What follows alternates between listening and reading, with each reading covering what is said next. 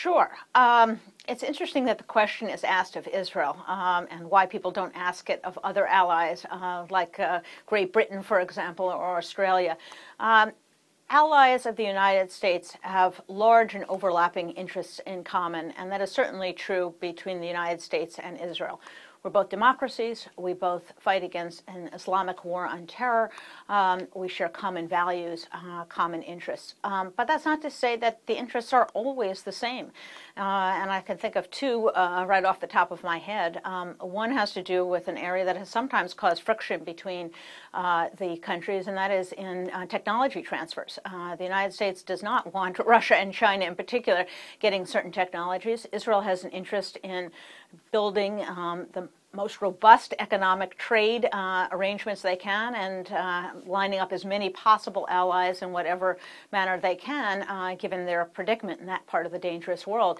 So that's an area in which the two countries have actually clashed before, and as I recall it, after the Bush administration raised quite a stink, Israel adjusted its policy somewhat. I also think that in the current dispute with Iran, the interests may diverge as well. From my perspective as an American concerned about America's role in the world, concerned about America remaining a superpower, I think, and many conservatives would agree, that if military action is needed, America should be the power to take the lead. First of all, we have the best military in the world, the greatest capabilities, but also it cements our role as leader of the West.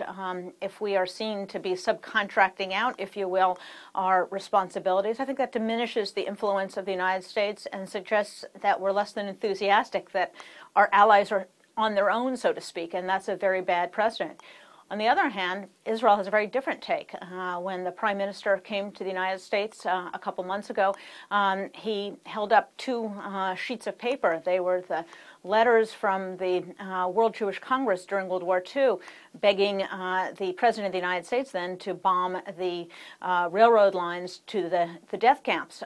That plea was rejected, and it has been essentially a fundamental principle of Zionism and of the Israeli state that Jews in Israel must defend themselves, that they must take their own national security into their own hands, and that in essence they shouldn't be subcontracting out the survival of the Jewish state to another power. So in one case, we have the instance in which America may feel like it should take action, and the other case in which Israel should take action. Now, those critics of the president's policy, such as myself, think the problem can be solved by either coordination or by America acting sooner rather than later, but that is not a dispute that's probably going to be resolved. And I think one or the other will go, and I suspect, given this administration's disinclination to act forcefully in foreign policy before the election, it will probably be the Israelis that feel compelled to act.